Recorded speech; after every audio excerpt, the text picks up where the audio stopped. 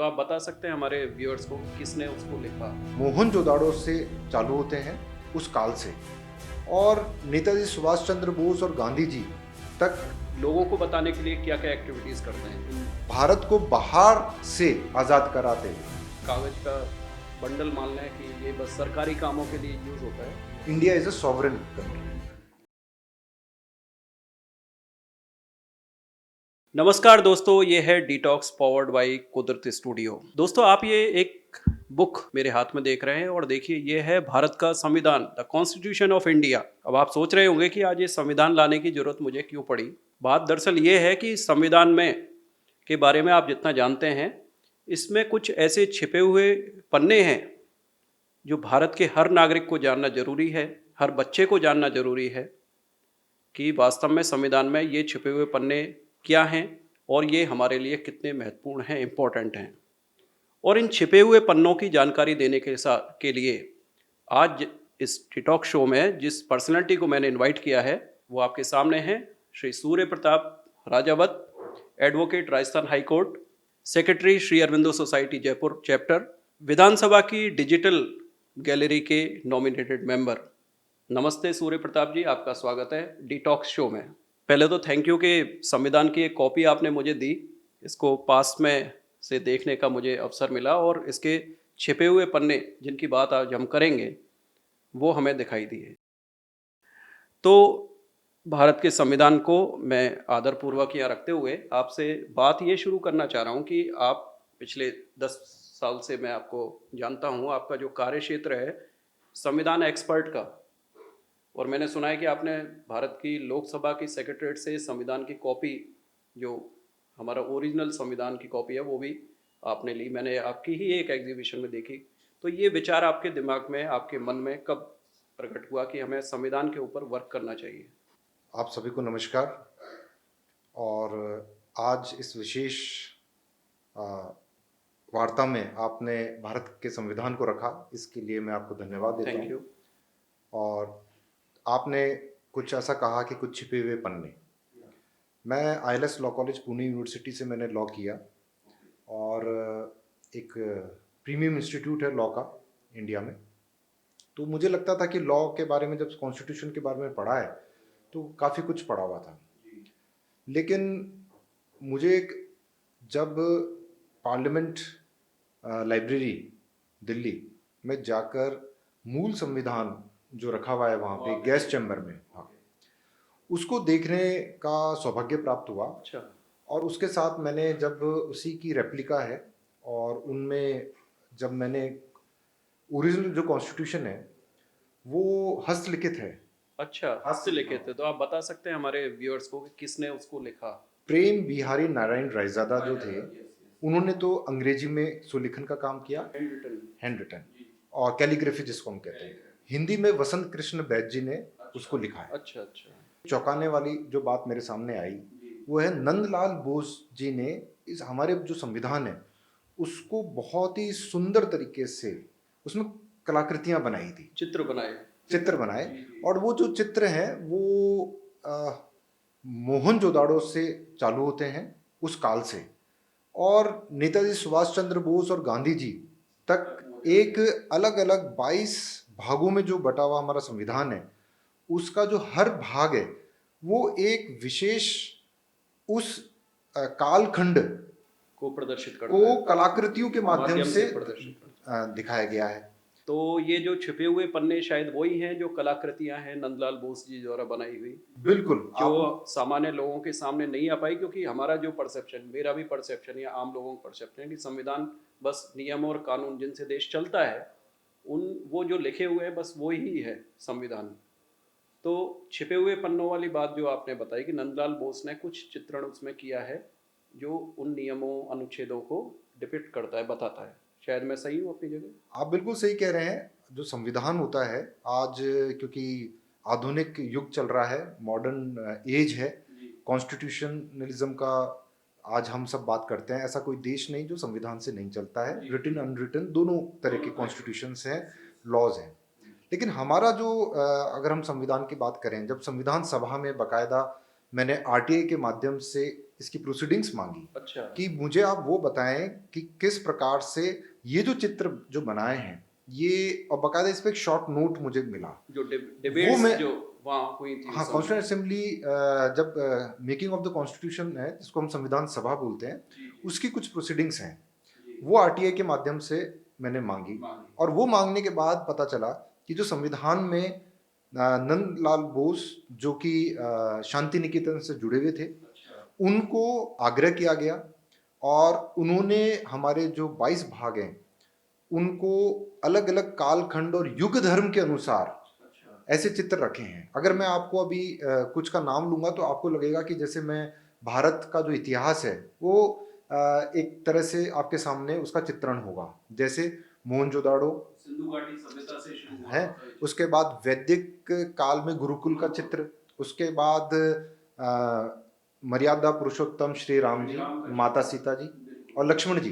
देखिए आप दर्शक पुष्पक यान हैं, पे सुन रहे हैं कि भगवान श्री राम का चित्र, लक्ष्मण और सीता जी का चित्र हमारे संविधान में दिया गया है। इस पॉडकास्ट में हम फोटोग्राफ्स के माध्यम से आपको ये दिखाएंगे और आप देखेंगे। तो इसमें जैसे ये वाला चित्र है, इसके बाद आता है महाभारत काल का जो गीता का जो उपदेश दे रहे हैं युगेश्वर श्री कृष्ण अर्जुन को, वो चित्र कुरुक्षेत्र से बिल्कुल भाग 4 में दिखाया है। उसके बाद भगवान महावीर, गौतम बुद्ध, सम्राट अशोक और विक्रमादित्य के दरबार का चित्र है, और भगीरथ तपस्या करते हुए गंगा जी के अवतरण का चित्र है। तो ये सारे चित्र के अलावा इसके अंदर नालंदा विश्वविद्यालय, अच्छा, इसका भी चित्र है। हमारे जो कला का जो जिसको नटराज। अच्छा। तो अब आप बताइए ये जो सारी जो चीजें हैं, जब हम इनके बारे में जब मैंने इनको देखा तो मुझे लगा कि ये जो सारी चीजें जब हमारे संविधान में, मूल संविधान में, और ये वही संविधान है जिस पे 24 जनवरी 1950 को संविधान सभा के माननीय सदस्यों ने हस्ताक्षर किए थे। अच्छा। सबसे बड़ी बात ये है। अब इन चित्रों में हम जैसे जैसे आगे बढ़ते हैं तो इसमें हमें रानी लक्ष्मीबाई संविधान में और है। बिल्कुल जी। गांधी जी की दांडी मार्च, गांधी जी की नौखली जब दंगे हुए थे तो वो जब नौखली का, तब वो वाला, और नेताजी सुभाष चंद्र बोस का चित्र और उसका जो विवरण है वो मैं आपको बताऊंगा। क्या लिखा है उसमें? नेताजी सुभाष चंद्र बोस व अन्य देशभक्त भारत को बाहर से आजाद कराते हुए। अच्छा। और इसके अंदर विशेष वो बात जो यह उन्होंने है कि आजाद हिंद फौज की थी, जापान का सपोर्ट। हाँ हाँ हाँ, इसमें विशेष बात यह है कि भारत शब्द नहीं है वहां पे, वहां लिखा हुआ है नेताजी सुभाष चंद्र बोस व अन्य देशभक्त भारत माता को। भारत माता शब्द मतलब संविधान में है, संविधान में इस चित्र का विवरण में उन्होंने दिया हुआ है। ये चित्र हम अपने दर्शकों को स्क्रीन पे आप दिखाते हुए चलेंगे, आप भी देखिए। और जैसे सूर्य प्रताप जी राजावत बता रहे हैं कि भारत माता शब्द हमारे संविधान में है, जोड़ा गया उसको, कंटेक्स्ट को। सुभाष चंद्र बोस प्रयास कर रहे हैं भारत माता को स्वतंत्र कराने का। और उसके बाद आप ये देखिए कि हिमालय का चित्र है, और हिमालय के बाद राजस्थान के रेगिस्तान में ऊंट का चित्र है, और उसके बाद हिंद महासागर का चित्र है। मतलब जो हमारी फिजिकल बाउंड्रीज हैं हाँ, देश हाँ, की, हाँ, उनको उन्होंने दिखा ये जो नेचुरली प्राकृतिक रूप से जो एक जो पूरे, अगर आप विश्व का जब अपन मैप देखते हैं तो ये प्रकृति ने ही ये जो स्थान है ये चुना हुआ है, जिसको कि भारत माता हम कहते हैं, जो भारत वर्ष जो जिसको कहा गया है। दक्षिण में समुद्र, उत्तर में हाँ हिमालय, हाँ, इस तरह के विवरण वेदों में भी वो आता है। बिल्कुल। तो ये हमको ये दर्शाता है कि संविधान, कई बार ये बात आती है कि ये चित्र क्यों बनाए। जी हाँ, इसके बारे में मैं आपको, हाँ, ये क्यों बनाए गए, क्यों बनाए, और इसके लिए मैं आपको कहीं ना कहीं संविधान सभा के जो अध्यक्ष हैं राजेंद्र प्रसाद जी के मन में ये था कि कहीं ऐसा ना हो कि आने वाली पीढ़ी ये समझे कि जो भारत है वो 15 अगस्त 1947 या 26 जनवरी 1950 से पहले भारत नाम का कोई संस्कृति, सभ्यता, इतिहास कोई थी ही नहीं। ऐसी भ्रांति बिल्कुल हो सकता था, क्योंकि अब जो जनरेशन आएगी हो सकता है हमसे 200 साल 300 साल बाद वो केवल कॉन्स्टिट्यूशन के कागजों को ही देखेगी, तो ऐसी भ्रांति ना हो इसलिए उन्होंने संविधान के अंदर रख दिया। ये जो एक जो हमारे संविधान सभा में जो विद्वान और सारे तपस्वी थे, उस समय जो फ्रीडम फाइटर्स थे वो तो थे ही, पर उनका जो ज्ञान, उनकी प्रज्ञा, अगर आप कॉन्स्टिट्यूएंट असेंबली डिबेट्स देखेंगे तब हमें समझ में आता है कि वो उनका जो स्तर, उनका कमिटमेंट और उनका जो विजन था वो कितना बड़ा था। और यही कारण है कि आज हम 2025 में इन चित्रों को संविधान में देख रहे हैं। मैं कई बार ये प्रश्न मेरे मन में आता है कि क्या इन चित्रों को हम आज चाहकर भी संविधान में जोड़ सकते थे? तब एक शब्द आता सेक्युलरिज्म।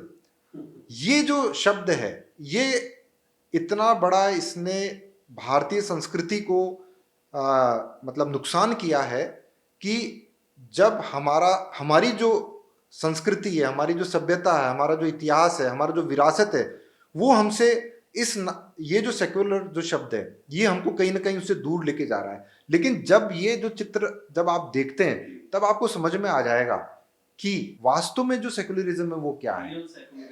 रियल जो भारतीय सेक्युलरिज्म, मैं कहता हूँ ये इंडियनाइजेशन है, भारतीयकरण है सेक्युलरिज्म। सेक्युलरिज्म या कहें उसका इंडियन कंटेक्स्ट, भारतीय कंटेक्स्ट क्या है वो थोड़ा सा समझा जा सकता है। हाँ, क्योंकि वेस्टर्न कंसेप्ट अलग है, वो हमारा जो जिसको कहते हैं ना, पहली बात तो सेक्युलरिज्म का जो शब्द है वो धर्मनिरपेक्ष गलत बोलते हैं, वो पंथ निरपेक्ष है। हमारे जो संविधान के जो हिंदी में जो ट्रांसलेशन है बिल्कुल, इसलिए हमें कोशिश करनी चाहिए कि इस शब्द से परहेज करें, क्योंकि हमारे प्रोफेसर पीवी काणे भारत रत्न से सम्मानित सीनियर एडवोकेट रहे, और उनकी जो हिस्ट्री ऑफ धर्मशास्त्र जो पूरा उनका जो काम है जिसके लिए उनको भारत रत्न से सम्मानित किया गया, उन्होंने 12 पेज सिर्फ इसी बात पे दिए हैं कि जो धर्म शब्द है इसका अनुवाद इस धरती की किसी भी भाषा में संभव नहीं है। कारण यह है कि आध्यात्मिकता को केंद्र में रखते हुए जो जीने का एक जो संस्कृति जो रखी है उसका प्रयोग मात्र और मात्र भारत में मिलता है और कहीं नहीं मिलता। ये बड़ी गहरी बात बता रहे हैं कि उन्होंने मतलब इतना लंबा इसी बात पे फोकस किया अपने बुक में कि पंथ निरपेक्ष और धर्म निरपेक्ष वाली जो बात आपने बताई। तो इन चीजों को हमें समझना चाहिए। आज जब हम संविधान की बात करते हैं तब जब तक हमारा युवा इससे इमोशनली नहीं जुड़ेगा, दिल से नहीं जुड़ेगा, तब तक हम उनसे बहुत ज्यादा अपेक्षा नहीं करते कि वो, क्योंकि एक कई बार रखते हैं जब भी संविधान दिवस आया या गणतंत्र दिवस आया, राष्ट्रीय दिवस जितने भी होते हैं, हम ये कहते हैं कि या तो इसका प्रेम्बल पढ़ देंगे या फंडामेंटल ड्यूटीज पढ़ ली। लेकिन वो पढ़ने से हमारा युवा, हमारे जो आम नागरिक है, उसे जुड़ता नहीं है। लेकिन जब आप उनको इस तरह के तथ्य बताते हैं कि ये जो संविधान है ये हमारा ही है, हमारा इतिहास इसमें, हमारा विरासत है, हमारी जो हम चाहते हैं वो सब कुछ है, तो वो उससे इनके माध्यम से वो अपने आप को कनेक्ट महसूस करता है। बिल्कुल। मैंने क्या है कि कॉम्पिटिटिव एग्जाम्स की भी अगर आप प्रिपरेशन करें, एक बिल्कुल मैं प्रैक्टिकल एग्जांपल बता रहा हूँ, या हमारी कोई भी बुक्स हों उसमें बस यही बताया जाएगा कि ये फंडामेंटल राइट्स इस कंट्री से लिए गए, फंडामेंटल ड्यूटीज इस कंट्री से लिए गई, डायरेक्टिव प्रिंसिपल से लिए गए।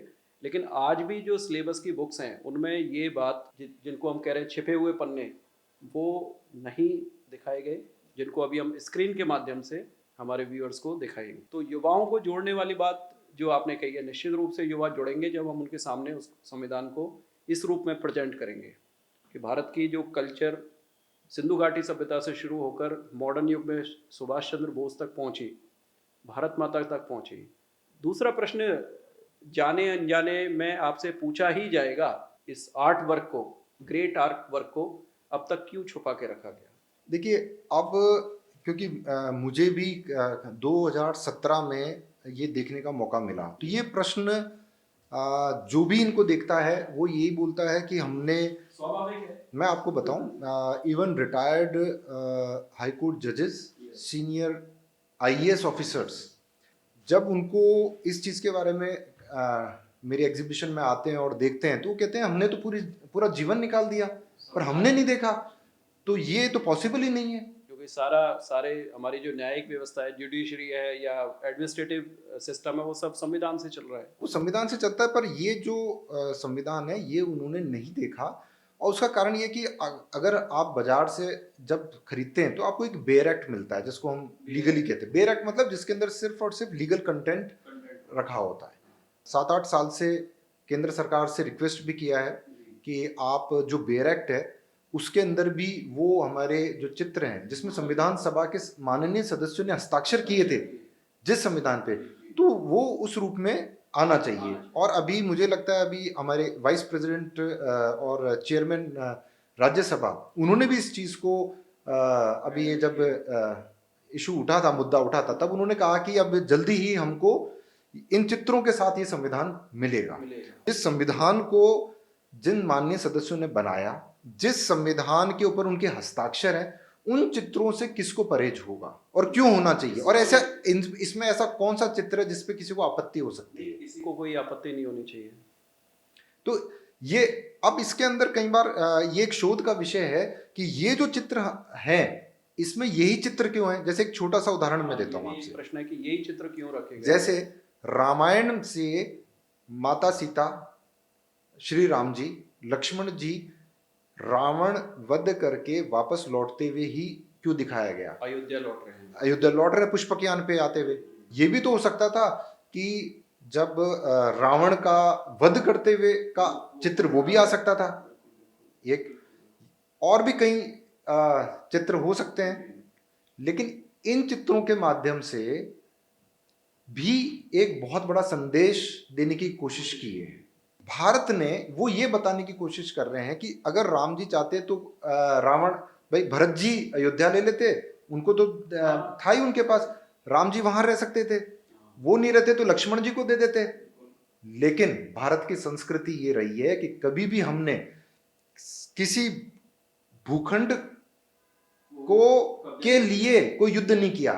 अधर्मी राजा को हटा के उसी वहां की जो संस्कृति और वहां का जो उन्हीं के जो भाई है उसको वहां का राज देके और श्री राम जी वापस यहाँ आ गए। जैसे आपने बताया, काफी अच्छा एक्सप्लेन किया कि वो वापस लौट रहे हैं और वो राज्य उन्होंने वहीं के लोकल्स को सौंप दिया कि आप राज चलाइए, हम जा रहे हैं यहाँ से।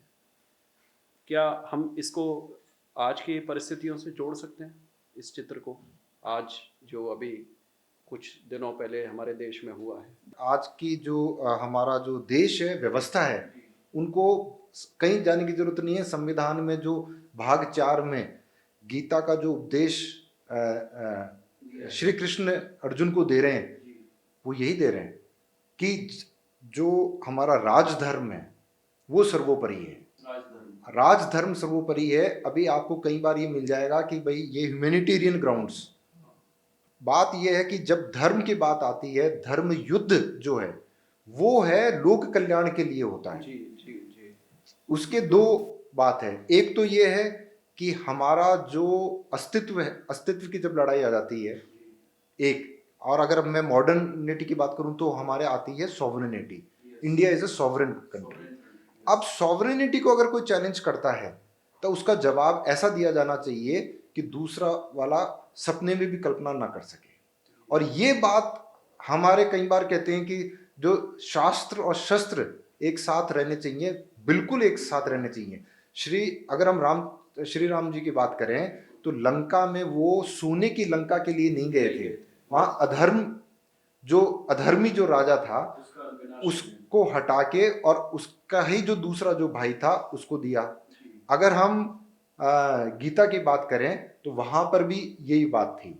ये जितनी भी जो बातें होती है, जो ये राजधर्म है कि हमारे यहाँ के जो सिटीजन्स हैं, एक लॉ एंड ऑर्डर की व्यवस्था होनी चाहिए और उसके लिए सभी तरह के प्रयास किए जा रहे हैं अभी भी। आप ये देखिए, अगर हम ये करें इंडस वैली ट्रीटी की बात, तो वो क्या है, वो इसमें कोई हिंसा नहीं हो रही है, वो एक मैसेज है। जिसको भी मैसेज हमारे जो पड़ोसी मुल्क है उनको ये समझ जाना चाहिए कि अब एक टॉलरेंस जो लेवल है अब उससे ज्यादा नहीं होगा। तो हमारे संविधान यही बात नहीं, मैं आपको गुरु गोविंद सिंह जी की बात आप देखिए, छत्रपति शिवाजी महाराज का चित्र है इसके अंदर। जी बिल्कुल। तो हमारे यहाँ पे संविधान में जो हमारे युग पुरुष रहे हैं, उन्होंने बार बार आके यही तो बोला है कि हमारा हमारा जो देश की जो सॉवरेनिटी है, एकता और अखंडता है, उसके ऊपर कोई कॉम्प्रोमाइज नहीं किया जा सकता। और इस समय पूरा देश हमारी जो सरकार है, केंद्र सरकार, उसके साथ खड़ा है। ना केवल देश, बल्कि पूरा, अगर आप पूरा अगर पूरा जो इकोसिस्टम है, वो भी ये कह रहा है कि अब समय आ गया है इस बात को करने के ये बात तो मुझे समझ में आ गई कि उस समय जो लोग थे उनको पता था कि इन चीज़ों की ज़रूरत पड़ेगी आगे, और पड़ती रहेगी, और अब पड़ ही रही है। तो आपने इतने सारे महापुरुषों के बारे में बताया कि इसमें बहुत सारे चित्र हैं। आपको जब ये सारा जो आप वर्क कर रहे थे, आपने वहाँ से ये पूरी बुक वहाँ से, संविधान जो हमारा देश का संविधान है वहाँ से लिया, तो क्या कुछ जब आप लोगों को समझाने जाते हैं इस बारे में, तो क्या कुछ परेशानियाँ फील करती हैं, लोग एक्सेप्ट करते हैं इस चीज़ को? नहीं, पहले शुरू में कई प्रकार के आरोप लगे। कई लोगों ने तो ये समझा कि ये चित्र मैंने ही लगा के, और अच्छा। ये मेरी कल्पना है। खुद ही क्रिएट कर एक, दिए। कईयों को लगा कि ये एक प्रोपोगेंडा का पार्ट है, एक अच्छा। नैरेटिव का पार्ट है। जी। कई लोगों ने कहा कि ये एक विशेष एक राइट विंग का प्रोजेक्ट है। हो सकता है। ये सारे आरोप उन्होंने लगाए, लेकिन क्योंकि मैंने मूल संविधान को देखा हुआ था, इसलिए मुझे उन आरोपों का जवाब देने में कोई परेशानी नहीं हुई। बल्कि आज मुझे खुशी ये है कि सब लोग ये समझ गए और उन्होंने इस चीज़ को स्वीकार कर लिया कि हमारे संविधान में हमारे जो भारतीय संस्कृति के जो गौरवमयी जो जितने चित्र हैं, वो हैं, और वो हमको आज भी प्रेरणा दे रहे हैं। आप एक बात बताइए, जितने महापुरुष और हमने जिनके नाम लिए हैं, वो कालातीत हैं। जो सनातन धर्म की हम जब बात करते हैं, वो आज ही नहीं, आज से 1000 वर्ष बाद भी हमें प्रेरणा देते रहे। तो ये खूबसूरती है इस देश की। अब मैं आपको बात बताऊं एक छोटी सी, जब लोग कहते हैं कि संविधान तो हमारा कट कॉपी पेस्ट है, कई नैरेटिव में या कई लोग जो आपस में बात करते हैं, तो तब वो बेसिकली हमारा यूथ कहें या जो हमारा इवन जो सोशल मीडिया है, उसके ऊपर भी कहीं ना कहीं कुछ तथ्य सही तरीके से नहीं रखे जाते। जैसे मैं दो आपको तथ्य बताता हूँ। क्या ये कट कॉपी पेस्ट है? एक ये प्रश्न आता है। इसके लिए हमें डॉक्टर अंबेडकर जी ने जब पहली बार ड्राफ्ट कॉन्स्टिट्यूशन कॉन्स्टिट्यूंट असेंबली में रखा, उस समय के बारे में मैं बताऊंगा। जैसे ही उन्होंने इंट्रोड्यूस किया ड्राफ्ट कॉन्स्टिट्यूशन, तो उसके बाद करीबन 7,500 प्रपोजल्स आए संशोधन के लिए। 7,500। अब आप ये देखिए, जो 7,500 संशोधन आए हैं, इसका मतलब हमारा उस ड्राफ्ट को पूरा पढ़ा, पढ़ने के बाद उसको भारतीयकरण किया गया, भारतीयकरण। इंडियनाइजेशन। मैं इसलिए कह रहा हूं क्योंकि उसके बाद 7,500 में से सिर्फ 2,500 ऐसे प्रपोजल्स थे जो आम लोगों की तरफ से समितियों के माध्यम से गए, उसके ऊपर विचार किया गया, और विचार करने के बाद उनको अपनाया गया, जैसे भी कुछ अमेंडेड फॉर्म में या नहीं। दूसरी बात, कई बार ये कहते हैं कि ये तो कट कॉपी पेस्ट है, कुछ चीजें इंग्लैंड से ले ली, कुछ जर्मनी से, कुछ जापान से, कुछ अमेरिका से। लेकिन यहाँ पे हमें ये याद रखना चाहिए कि जब 1945 से 50 के बीच में, उस समय और भी कई लोकतांत्रिक देश थे जहाँ पे कॉन्स्टिट्यूशन था। जब एक व्यवस्था को कुछ सिद्धांतों के तहत उन्होंने उस पर काम किया, उसमें कुछ अच्छाई भी देखी, मजबूती देखी, या उसके अंदर कुछ कमियां थी, उन सब को देख के अगर हमने अच्छी चीजें ली है, तो वो तो हमारी वैदिक काल वेदों में लिखा हुआ है कि शुभ विचार सभी दिशाओं से ले सकते हैं। Let the Nobel thoughts come from all sides. तो उसमें कहाँ है? ये एक दृष्टि है जो हमें, इस दृष्टि से अगर हम देखते हैं, तो हमारा जो संविधान है, आज 75 वर्ष हो गए। आज हमारे आस पड़ोस के आप देश को देख लो, इवन कॉमनवेल्थ के, कि कितने देश आज 75 वर्ष बाद उसी संविधान से चल रहे हैं, कितने उनके संविधान बदल गए। इनको देखते हुए हमारा जो संविधान है, इसकी खूबसूरती यही है कि ये फ्लेक्सिबल है, और देश काल और परिस्थितियों को देखते हुए कुछ संशोधन की जरूरत पड़ी तो हमने करा। और जो कहते हैं कि 104 106 संशोधन हो गए हैं, मैं उनसे ये कहता हूं कि हमारे जो फंडामेंटल राइट्स हैं, उनमें कितने संशोधन हुए हैं, एक बार वो देख लें आप, तब आपको इसका उत्तर मिल जाएगा कि हमारा संशोधन हमारा जो संविधान है वो वास्तव में कितनी बार बदला गया। बहुत गहरी बात आपने कही है। बात वही है कि आप कह रहे थे देश काल और परिस्थिति के अनुसार परिवर्तन हमें करना पड़ता है, तो आवश्यकता लगी होगी उनको परिवर्तन करने की, उसके अकॉर्डिंग वो चेंज किए गए। आपने इतनी सारी बातें बताई, अब आप ये जो बातें मुझे यहाँ बता रहे हैं, वैसे आप लोगों को बताने के लिए क्या क्या एक्टिविटीज़ करते हैं? इन ये जो हमारी कलाकृतियाँ हैं, ये लोगों को कैसे बताते हैं? देखिए, मैंने इसकी शुरुआत जवाहर कला केंद्र से करी, और जवाहर कला केंद्र में संविधान दिवस से लेके और एडवोकेट्स डे, अधिवक्ता दिवस, ये पूरा करीबन 26 नवंबर से 3 दिसंबर तक का जो समय मिलता है, क्योंकि 26 नवंबर को तो संविधान दिवस है, 2015 से घोषित किया गया है। अच्छा। और उसके बाद 3 दिसंबर को राजेंद्र प्रसाद जी का जन्म दिवस आता है, और संयोग से नंदलाल बोस जी का जन्मदिन भी उसी दिन आता है। 3 दिसंबर। हाँ। ओके।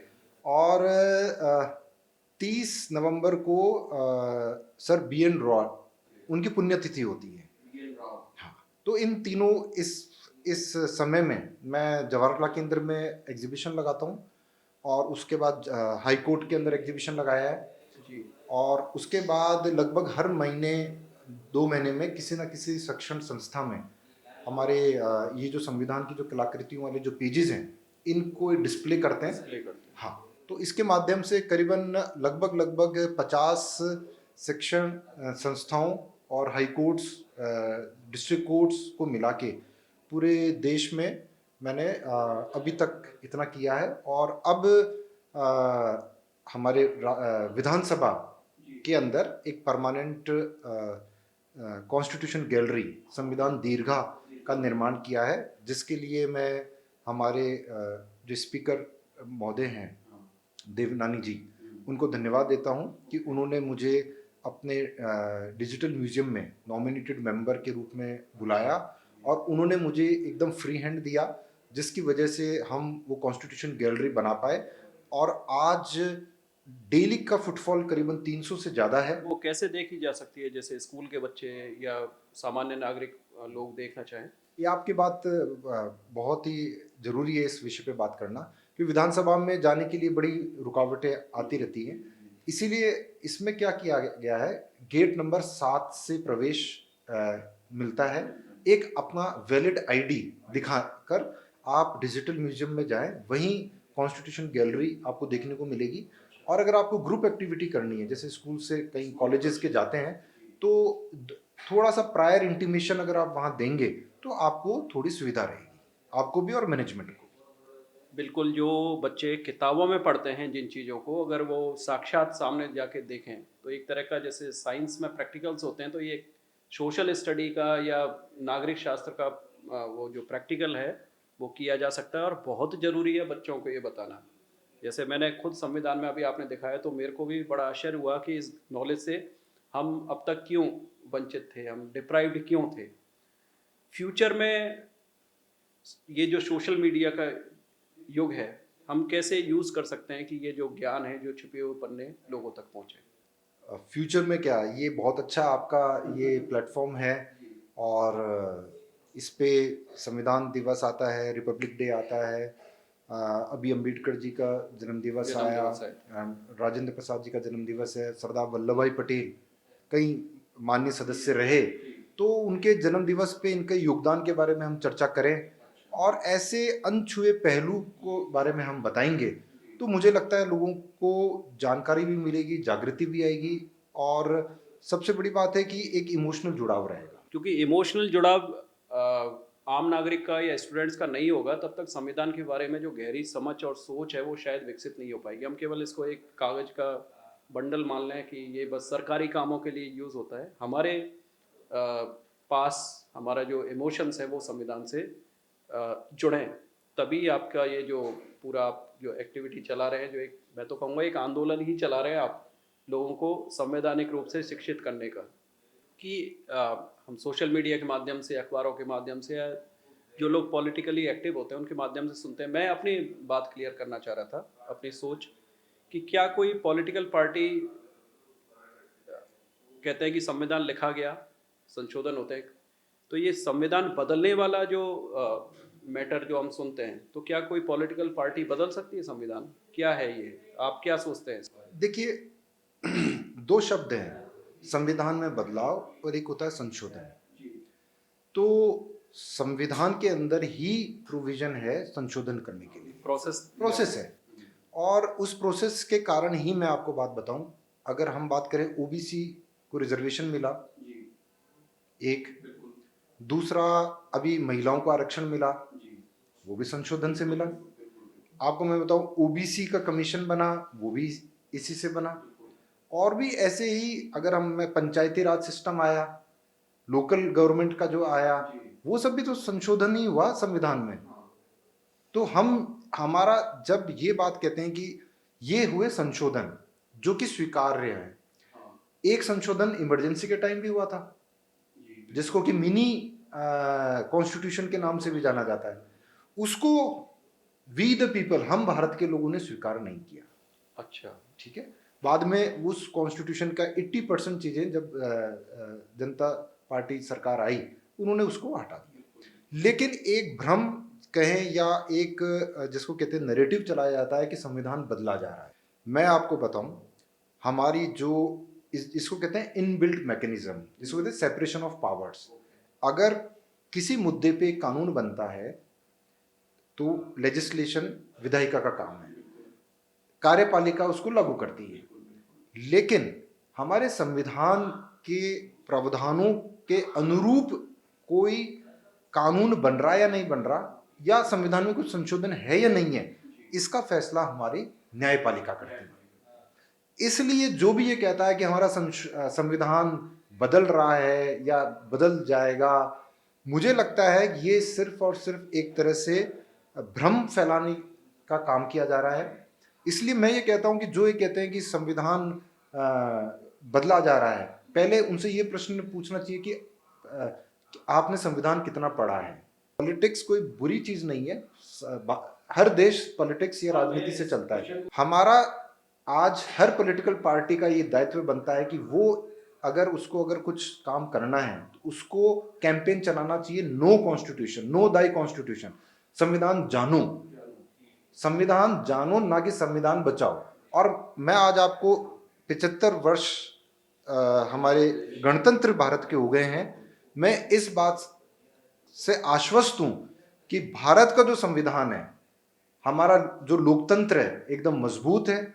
और हमारा युवा और हमारी जो ये पीढ़ी है, इसमें मुझे पूरा भरोसा है। मुझे डॉक्टर अंबेडकर जी की कुछ बातें याद आती है, जब उन्होंने कहा था बताइए कि उन्होंने पूरा का पूरा एक विश्वास रखा आने वाली पीढ़ियों पे कि जब समय आएगा तब कुछ निर्णय वो लेंगे। तो आप 75 वर्ष में देखने के बाद संविधान में अगर कभी भी कोई ऐसी बात आती है जो संविधान से परे जाके जाती है, तो न्यायपालिका की जो भूमिका है वो अहम रहती है। इसलिए आवश्यकता ये है कि हमारी जो न्यायपालिका है वो पूरी तरह से निर्भीक रहे, एकदम इंडिपेंडेंट रहे, और सबसे बड़ी बात है कि एकदम मजबूत रहे। और अभी तक अगर हम पूरे विश्व के डेमोक्रेसीज को देखें तो हमारी न्यायपालिका की भूमिका मोटे मोटे तौर पे संतोषजनक कही जा सकती है। आप मानते हैं ऐसा? बिल्कुल, मैं नहीं मानता, मेरे पास तथ्य हैं, मेरे पास 75 वर्ष का जो न्यायपालिका की जो भूमिका रही है। और लेकिन कोई भी सिस्टम परफेक्ट नहीं होता, विद टाइम चीजें इवॉल्व होती हैं। और वो, लेकिन जहां तक भारत की बात है, न्यायपालिका अपने जिस दिशा से चल रही है वो संतोषजनक कही जा सकती है। बिल्कुल, क्योंकि मानना हमको इसलिए भी है कि भारत का जो संविधान लिखा गया, अभी तक भारत में इस तरह की कोई समस्या जैसे हमारे पड़ोसी देशों में पैदा हो जाती है, सैनिक शासन आ गया, कभी कुछ शासन आ गया, इस तरह की कोई समस्या, चाहे यहाँ कोई भी सरकार रही हो, सबने संविधान के अनुरूप ही चलकर इस देश को आज की डेट तक भी हमारा देश सुरक्षित है। ये जो बातें आपने हमको बताई काफ़ी इंटरेस्टिंग लगी, बहुत सारी चीज़ें हमें सीखने को मिली। जैसे आपने बताया कि विधानसभा में डिजिटल गैलरी है हमारे पास। मैं सभी से ये रिक्वेस्ट करूंगा कि उस डिजिटल गैलरी को जाकर देखें, खासकर जो हमारे फ्यूचर के जो सिटीजन्स हैं, जो हमारे स्कूलों के बच्चे हैं, उन सभी टीचर से, स्टूडेंट से ये रिक्वेस्ट रहेगी कि वहाँ जाके देखें कि अपने देश में जो संविधान है उसने इस देश के लिए क्या क्या किया है और संविधान की सही नॉलेज क्या है। जैसे साइंटिफिक नॉलेज सही होती है, इससे कॉन्स्टिट्यूशन की भी सही नॉलेज की आवश्यकता हमें रहेगी। तो सूर्य प्रताप जी, बहुत बहुत धन्यवाद, थैंक यू। आपको भी और आपकी टीम को धन्यवाद कि संविधान के ऊपर ये विशेष आपने टॉक रखी। तो व्यूअर्स, आपने देखा सूर्य प्रताप जी ने जो संविधान की छुपी हुई पन्ने या रोचक बातें, संविधान में कौन कौन सी कलाकृतियां हैं, प्रभु श्री राम और बहुत सारे हमारे जो नायक संविधान में हैं, उनको आप देखिए। हम कोशिश करेंगे कि आपसे किसी ना किसी माध्यम से ये जो चित्र हैं, कलाकृतियां आप तक पहुँचें। डिटॉक्स चैनल पर इसी तरह से एकेडमिक डिस्कोर्स चर्चाएं चलती रहेंगी। आप सब हमसे जुड़े। Thank you so much. धन्यवाद।